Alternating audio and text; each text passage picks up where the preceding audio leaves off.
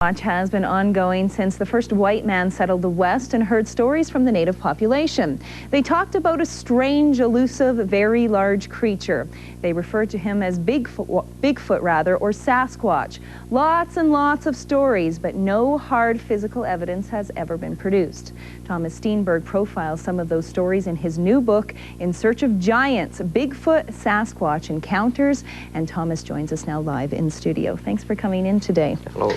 This has been a fascination of mine for many years, and obviously for yours. You've been studying these creatures for what, some 20 years now? 21 now. 21 now. 21. What are your beliefs about this creature? I believe what we have is not a small population of basically an unconfirmed species of great ape in the western areas of Alberta and British Columbia, and of course Washington, Oregon, and Northern California as well, and Alaska.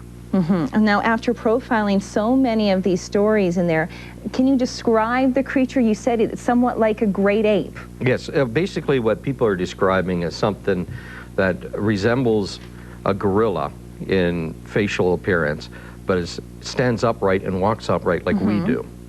It's completely covered in hair, has very massive arms, and is very ape-like in appearance. And very reclusive. It runs away from us faster than we run away from it.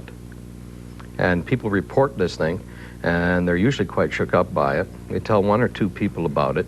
They're told they're crazy, so they shut up about it. And it's been going on like that now for well over 30 years. Thomas, if this animal, or if this creature is an animal as you're describing it, why have we never been able to catch it, or perhaps hunt it? If there was hunters out there, why does we only see sightings here and there, kind of like Ogopogo or the Loch Ness Monster? Why only the sightings? Well, basically, as long as it continues to be a handful of people, and as far as I know, I'm the only one in Alberta, a handful of people who are doing it on their own time and their own money, looking for a rare reclusive creature in an area that's absolutely massive. Unless we get extremely lucky, it doesn't surprise me at all that we haven't found it yet, hard physical evidence yet. There has never been an official scientific investigation into this question.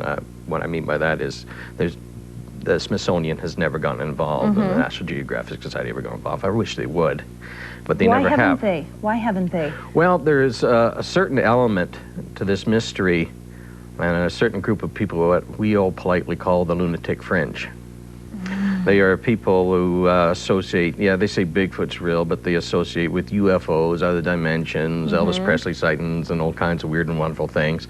And they get a lot of attention from the popular press, and the scientific community generally looks at that and says, I'm not touching that with a 10-foot pole.